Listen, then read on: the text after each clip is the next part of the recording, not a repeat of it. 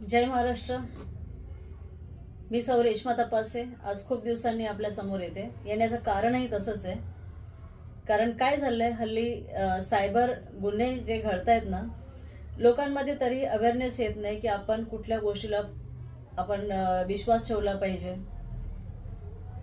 काय झालं, माझ्या सोसायटीमध्ये माझे नेबर्स आहेत, त्यांना मला वाटतं गेल्या 3-4 दिवसापासून एक कॉल आला होता। तो कॉल होता म्हणजे सीबीआय हेड डिपार्टमेंट, आपल्या देशाच्या हेड ब्रांच मधनं फोन आला होता। सीबीआयच्या हेड ब्रांच मधनं फोन आला होता। प्रॉपर समोरची लोक युनिफॉर्म, पोलिसांच्या युनिफॉर्म मध्ये राहून आणि प्रॉपर इंग्लिश मध्ये बोलत होते। त्याला म्हणत होते की तुझ्या नावाने एक फ्रॉड आमच्या समोर आलाय, तुझ्या अकाउंटला 21 करोड रुपये जमा झालेले आहेत आणि तू मनी लॉन्ड्रिंग, ह्युमन ट्रॅफिकिंग असे सगळे तुझ्यावरती लागलेले आहेत। तुझा साथीदार आम्ही पकडलेला आहे आणि म्हणून तुझी एन्क्वायरी चालू आहे। तर असं करून त्यांनी घरातले त्यांचे जे 3-4 फॅमिली मेंबर होते, त्याची आई, त्याची बायको, ह्या सगळ्यांचे मोबाईल झूम वरती ऑन करून ठेवलेले होते आणि कोणालाही परमिशन नव्हती घरातून बाहेर जायची। त्यांनी पूर्ण त्यांचा कामधंदा सोडून 3 ते 4 दिवस त्या बेडरूम मध्ये, हे माय लेकरं सगळे त्या बेडरूम मध्ये बसले होते फक्त झूम कॅमेरा समोर। त्यांना तिथून हलायची परवानगी नव्हती। जेवायला सुद्धा त्यांना विचारून जायला लागायचं। दरवाजाची बेल मारली तरी त्यांना विचारायला लागायचं की दार खोलू का, दरवाजात कोण आलंय, तुम्ही कोणाशी बोललात, ते सगळे डिटेल त्यांना पाहिजे होते। असे 3 ते 4 दिवस ते कुटुंब प्रचंड तणावाखाली, कारण त्यांना असं सांगण्यात आलंय की तुमच्या नावचं कोर्टाचं वॉरंट आमच्याकडे आहे, आम्हाला तिकडच्या स्थानिक पोलिसांची परवानगी घ्यायची गरज नाही, आम्ही केव्हाही तिथे येऊ शकतो, तुम्हाला अरेस्ट करू शकतो। त्याला 7 ते 8 वर्षाची शिक्षा होईल, त्याच्या आईला 10 ते 15 वर्षाची शिक्षा होईल, कारण ह्युमन ट्रॅफिकिंग, त्याच्या बायकोलाही तेवढीच शिक्षा होईल। अशा प्रकारे त्यांनी त्यांना घाबरवून ठेवलं होतं आणि त्यांचा 3 ते 4 दिवस रात्र ते झूम कॅमेऱ्यासमोर ते अख्खं कुटुंब होतं बसलेलं। थोडक्यात म्हणजे त्यांना त्यांच्याच घरात कैदेमध्ये बसवलेलं होतं आणि समोरचे अधिकारी बोलत होते इंग्लिश मधून, म्हणजे त्यांना एवढ्या कडक शब्दामध्ये की तुम्हाला म्हणजे आरबीआय कडे आम्हाला परमिशन घ्यायची गरज नाही, तुमचं अकाउंट चेक करायला आम्ही आमचं सगळं प्रोसेस आरबीआय कडनं केलेलं आहे, आम्ही तुमचं अकाउंट सुद्धा चेक करतोय, तुमच्या अकाउंटला 21 करोड रुपये आलेले आहेत, हे कुठून आलेले आहेत। आणि एका व्यक्तीला पकडलेला ते कॅमेरा समोर दाखवलं की हा व्यक्ती आहे, हा तुमचा साथीदार आहे, तो तुम्हाला खूप चांगल्या प्रकारे ओळखतो आणि त्यांचे जे रिलेटिव्ह आहेत त्यांची नावं घेतली त्यांनी, हे तुमचे रिलेटिव्ह आहेत। त्याच्यामुळे काय झालं, त्या कुटुंबाला एकदम खरं वाटलं आणि त्यांना कळेच ना की कोणी आमच्या अकाउंटमध्ये पैसे टाकलेत। बरं, पैसे टाकले, माझ्या अकाउंटला पैसे आले तर मला तसं बँकेकडनं मेसेज आला पाहिजे की तुमच्या अकाउंटला एवढे पैसे जमा झालेत, तसा मेसेज सुद्धा आलेला नाही। तरी सुद्धा त्यांनी एवढं हिप्नोटाइज केलं समोरून ह्या कुटुंबाला। शेवटचा दिवस उजाडला तो म्हणजे त्यांनी समोरून त्या माझ्या नेबर्सला 7.5 लाख रुपये त्यांना ऑनलाईन ट्रान्सफर करायला जेव्हा सांगितलं, का तर त्यांना अकाउंटची चौकशी करायची म्हणून 7.5 लाख रुपये तुम्ही अकाउंटला ट्रान्सफर करा, 2 दिवसांनी तुम्हाला ते रिफंड होतील असं सांगण्यात आलं। ते कुटुंब एवढं हिप्नोटाइज झालं होतं, एवढं ते अंडर प्रेशर आलेले होते। शेवटी कुटुंबाचा प्रश्न होता, जेलमध्ये जाण्याची भीती होती आणि साधं सरळ मिडल क्लास कुटुंब, अशा कुटुंबाला धारेवर धरलं होतं। 3 ते 4 दिवस ते त्यांच्या नजर कैदेमध्ये होते, घरातून कुठेही हलू शकत नव्हते। अशी त्यांची परिस्थिती होती। त्यांच्या आईला शुगर हाय झाला, त्या आई 2 वेळा बेशुद्ध होऊन पडल्या, म्हणजे एवढी भयानक परिस्थिती। त्यांची आजी आहे ती बेडवरती आहे, म्हणजे अशी खराब परिस्थिती आहे। कोणाचा फोन रिसीव्ह करायची त्यांना ऑथॉरिटी नव्हती, कोणी दरवाजावरती आलं तर त्यांना विचारूनच थोडासा दरवाजा उघडायचे, बाकी काही त्यांना ऑथॉरिटी नव्हती, कोणाशी बोलायला नाही, कोणाचं काहीच नाही। म्हणजे अशा प्रकारे त्यांना मानसिक टॉर्चर खाली ठेवलेलं, त्यांना त्यांच्याच घरात कैदेत ठेवलं होतं। जेव्हा 4थ्या दिवशी जेव्हा त्यांना 7.5 लाख रुपये जेव्हा ऑनलाईन ट्रान्सफर करायला जेव्हा सांगितले, बँकेतून जाऊन ट्रान्सफर करायची जेव्हा वेळ आली, तेव्हा त्यांच्या परवानगीने ते त्यांच्या बँकेत गेले आणि तिथे त्यांचं थोडंसं डोकं चाललं. त्यांनी ते RTGS केलं, का तर थोडासा वेळ मिळेल. ते RTGS केल्याच्या नंतर ते 3ऱ्या माळ्यावर राहतात, मी 4थ्या माळ्यावरती राहते. तर ते बँकेतून येताना त्यांची मिसेस ती 1 सेकंदात एवढी धावत माझ्याकडे आले आणि एवढे हळू आवाजात मला सांगत होते की कोणीतरी आमच्या नावाने फ्रॉड केलंय, आमच्या अकाउंटला 21 करोड रुपये टाकलेत, CBI वाले आमची चौकशी करतायत, 3 ते 4 दिवस आम्ही चौकशी खाली आहोत. आणि इतक्या हळू आवाजात बोलत, ती एवढी घाबरलेली होती. आणि हे सगळं ऐकून मला कळलं की हे एका फसवणुकीखाली आलेले आहेत. त्यावेळेला तिला मी पाणी दिलं, तिला म्हटलं पहिली शांत हो, आधी बँकेत फोन करून तो पेमेंट कॅन्सल करून टाक. तरी पण ती म्हणते नाही, ते केल्याशिवाय ते आम्हाला हे करणार नाही, त्यांना चौकशी करायची, ते करावंच लागणार आहे आम्हाला 7.5. मग मी त्यांच्या घरी गेले. त्यांच्या घरी गेल्याच्या नंतर सिनारिओ असा होता की त्यांची आजी बेडवरती जी ऑलरेडी आजारी आहे, त्यांची आई बेडवरती जी बेशुद्ध होऊन पडलेली आहे, त्याचा समोर सगळे घरातले मोबाईल झूमवरती चालू आहेत.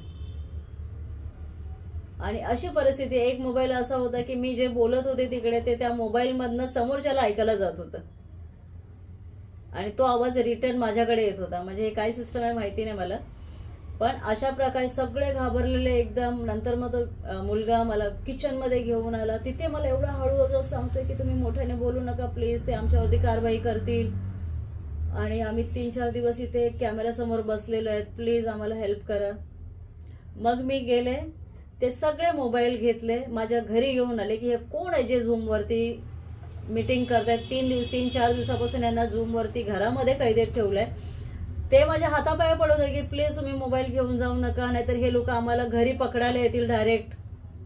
तर मी ते मोबाईल घेतले, माझ्या घरी घेऊन आले. माझ्या घरी आणल्याच्या नंतर वायफाय कनेक्शन कट झालं, ते झूम मी कॉल कॅन्सल केले. सगळ्यात पहिलं त्यांना रिलॅक्स केलं की तुम्ही घाबरून जाऊ नका, कारण हे फेक कॉल आहेत. अशा प्रकारचे कॉल येतात की तुम्ही मनी लॉन्ड्रिंग केलेलं आहे, तुमच्या अकाउंटला एवढे पैसे जमा झालेले आहेत. कारण हा पहिला गुन्हा नाहीये, असे बरेच सायबर गुन्हे हे घडतात आपल्या अवतीभोवती. रोजच्या दिवसाला तुम्हाला कळेल, ते प्रॉपर पोलिसांच्या युनिफॉर्ममध्ये असतात. प्रॉपर तुम्हाला सांगणार की ही गोष्ट बाहेर लीक करू नका, तुम्ही जर लीक करणार तर तुम्ही ह्याच्यामध्ये फसले जाल, आम्ही इन्व्हेस्टिगेशन करतोय, असे करून ते तुम्हाला घाबरवून टाकतात. आता जर ह्या मुलाची बायको जर माझ्याकडे आली नसती तर हे 7.5 लाख रुपये जे मी माझ्या घरी बोलून त्यांना ते पहिला बँकेत फोन करायला लावला आणि आधी तो कॅन्सल करायला लावला, हे 7.5 लाख रुपयेच गेले नसते तर ह्याच्यानंतर पुढे जे जे ते बोलतील ते सगळं तुम्हाला करायला लागलं असतं. कारण हे हिप्नोटिझ करतात आणि एक लेवलला येऊन माणसाला खरं वाटायला लागतं. बरं, हा मुलगा सुद्धा मीडिया लाईनमध्ये कामाला आहे, तरी सुद्धा तो हिप्नोटाईज झाला. ती पूर्ण फॅमिली 3 ते 4 दिवस त्या आपल्या घरामध्ये कैदेमध्ये होत्या. त्यांना एवढं टॉर्चर केलं ह्या लोकांनी. आणि त्याच्यानंतर मग परत त्यांचा झूम कॉल कॅन्सल झाल्यावरती एक कॉल आला. त्याच्यानंतर मग माझा मुलगा आहे स्वप्नील, त्याने त्या कॉलवरती त्याला जे आन्सर करायचंय, ज्या भाषेत बोलायचंय ना त्या भाषेमध्ये त्याला जे जे त्याला चांगले मंत्र उच्चारायचे होते ते सगळे उच्चारून झाले. आणि ज्या भाषेत त्याला बोला त्याच्यानंतर आतापर्यंत एकही कॉल परत समोरून आलेला नाही. तुम्हाला कळतंय हा केवढा मोठा विषय. तुम्ही जर बघाल, मुंबईमध्ये एक 77 वर्षाची म्हातारी बाई, त्या म्हातारी बाईला असाच फोन केला होता. तिलाही हेच सांगितलेलं की मनी लॉन्ड्रिंग मध्ये तुमचं नाव आलेलं आहे, तुमच्या अकाउंटला एवढे एवढे पैसे ट्रान्सफर झालेत. त्या 77 वर्षाच्या म्हाताऱ्या बाईला जवळजवळ 1 महिना, 1-2 दिवस नाही, 1 महिना तिच्या घरामध्ये नजर कैदेत ह्या लोकांनी ठेवलं होतं आणि तिच्याकडनं भरपूर पैसा त्यांनी घेतला. हे रॅकेट आहे. हे लोक प्रॉपर पोलीस बनतात, तुम्हाला सांगतात तुमच्या नावाचं वॉरंट आहे, तुमच्यावरती मनी लॉन्ड्रिंगचा गुन्हा आहे, तुम्हाला ह्युमन ट्रॅफिकिंगमध्ये तुम्हाला अटक केली जाते, आमच्याकडे पुरावे आहेत. आणि ते प्रॉपर तसे बनवून दाखवतात तुम्हाला, फेक एक वॉरंट बनवून दाखवतात, ते पाठवतात तुम्हाला, हे तुमच्या नावाचं वॉरंट आहे, आणि आपल्याला ते खरं वाटतं. ही एक गोष्ट नाही, अशा बऱ्याच गोष्टी आपल्या अवतीभोवती घडतायत. हा व्हिडिओ टाकण्यामागचं कारण आहे की जर तुम्हाला असे कोणते कॉल आले की तुम्हाला आमच्याकडे वॉरंट आहे, आम्ही CBIच्या हेड ब्रांचमधून बोलतोय, आम्ही केव्हाही तुम्हाला अटक करू शकतो, तुम्ही मनी लॉन्ड्रिंगमध्ये आहात, तुमचा पार्टनर आम्हाला सापडलाय किंवा ह्युमन ट्रॅफिकिंग, असे बरेच भीती घालून ते तुम्हाला तुमच्याच घरामध्ये नजरकैदेत ठेवतात आणि हळूहळू तुम्ही त्यांना पैसे ट्रान्सफर करायला लागतात. तर असे जर कॉल आले तर कृपया हे कॉल पहिले कट करा, जे नंबर येतात ते ब्लॉक करा, कारण हे सगळे फेक कॉल असतात. हे पूर्ण रॅकेट आहे सायबर गुन्ह्यांचं. कधी कधी असाही फोन येतो की तुमच्या मुलाला आम्ही अटक केली, त्याने हाफ मर्डर केली आहे, तेव्हा तुम्ही एवढे पैसे ट्रान्सफर केले तर आम्ही हे केस बनवू देणार नाही, आम्ही ही बाहेरच्या बाहेर रफादफा करू, असेही फोन येतात. त्यामुळे अशा फोन कॉल्सला बळी पडू नका, कारण आपण सर्वसामान्य माणसं असतो, आपण लगेच घाबरतो आपल्या फॅमिलीचा जेव्हा विचार येतो. अशा फोन कॉल्सला बळी पडू नका. कुठलाही पोलीस तुम्हाला हे नाही सांगणार की तुम्ही हे लीक करायचं नाही, ते लीक करायचं नाही, तुम्ही कोणाला फोन करायचं नाही. जर तुमच्याकडे अटक वॉरंट आहे तर तुम्ही डायरेक्ट घरी या, ते आम्हाला दाखवा, तुमच्याकडे पुरावे काय आहेत, कारण पहिल्यासारखं राहिलं नाही. तुम्ही व्हॉट्सॲपवरती, झूमवरती हे तुम्हाला बोलायची गरज नाहीये. आमच्याकडे स्थानिक पोलीस चौकी आहे, तुम्ही तिकडे इन्फॉर्म करा, आम्ही तिकडे विचारू की बाबा काय एक प्रकार आहे, आम्हाला तर हे माहिती नाही, आमच्या बँकेत हे पैसे जमा झालेले आहेत. आणि सगळ्यात महत्त्वाचा मुद्दा, हे जे पण कॉल्स येतात त्यांच्याशी बोलताना तुम्ही त्यांच्या भाषेत बोलायचा कृपया प्रयत्न करू नका. पुन्हा एकदा मेन्शन करते, हे जे पण कॉल्स येतात त्यांच्याशी तुम्ही त्यांच्या भाषेत बोलू नका. तुम्ही मराठीतून उत्तर द्यायचं आहे. त्यांना समोरून म्हणायचंय की आम्हाला हिंदी समजत नाही, तू जे बोलतोय ते आम्हाला काहीच कळत नाही, आम्हाला इंग्लिश पण कळत नाही, तू मराठीत बोल, आम्ही मराठीत उत्तर देऊ. कृपया हिंदी इंग्लिशचा वापर अशा फोन कॉल्सला करू नका. आपल्याला जरी येत असेल, मला जरी येते हिंदी इंग्लिश, तरी सुद्धा अशा फोन कॉल्सला तुम्ही मराठीत बोलायचं, मराठीत उत्तर द्यायचं आणि त्याला समोरून सांगायचं तुझ्याकडे जे काय आहेत ना पुरावे ते सरळ आमच्या पोलीस चौकीला घेऊन ये, नाही तर माझ्या घरी घेऊन ये, आणि मराठीत उत्तर द्यायचं. कारण ह्यांना मराठी समजत नाही, ह्यांना मराठी बोलता येत नाही, आणि याच्यावरून तुम्ही समजायचंय की हे फेक कॉल्स आहेत.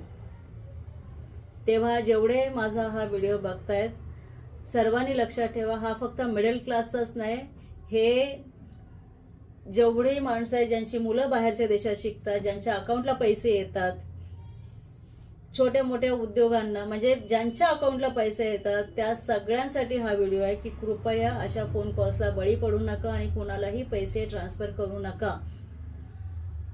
एवढी एक गोष्ट ध्यानात घ्या, कारण हे प्रकार सातत्याने होत आहेत. जर तुम्ही डेटा बघाल पोलिसांकडे जाऊन, तर ह्या जो प्रकार मी सांगितला अशा प्रकारच्या बऱ्याच घटना आजकाल आपल्या अवतीभोवती होत आहेत, आणि पोलिसांच्या युनिफॉर्ममध्ये बघितल्याच्या नंतर आपण घाबरले जातो त्यांच्याकडे. आणि गुगलवरती सगळं फेक बनवता येतं, ते काही कठीण काम नाही, हे सगळ्यांना माहिती आहे, सगळं होऊन जातं. आणि ते कोर्टाचं वॉरंट सुद्धा तुम्हाला फेक बनवून दाखवतात. पण तुम्ही घाबरून जायचं नाही, त्यांचे फोन कॉल रिसीव्ह करायचे नाहीत, त्यांना सरळ ब्लॉक करून टाकायचं, त्यांना एंटरटेन करायचं नाही. कृपया हा व्हिडिओ मनापासून बघा आणि अशा फोन कॉल्सला बळी पडू नका, आणि मराठीतून बोला. कोणी असेल, हे व्हिडिओ बघणारे हिंदी भाषिक असतील, ज्यांना इंग्लिश येते ते असतील, त्यांना सुद्धा माझी विनंती आहे की जेव्हा हे फोन कॉल्स येतात त्यांच्याशी मराठीतूनच बोला. त्यांना सांगा की आम्हाला हिंदी समजत नाही, आम्हाला इंग्लिश समजत नाही, मी पुन्हा रिपीट करते, आणि त्यांना एंटरटेन करू नका. धन्यवाद माझा व्हिडिओ बघितल्याबद्दल, आणि कृपया सेफ राहा, सुरक्षित राहा, काळजी ठेवा स्वतःची, परिवाराची, आणि आपल्याच घरात नजरकैदेत राहू नका. धन्यवाद. जय हिंद, जय महाराष्ट्र.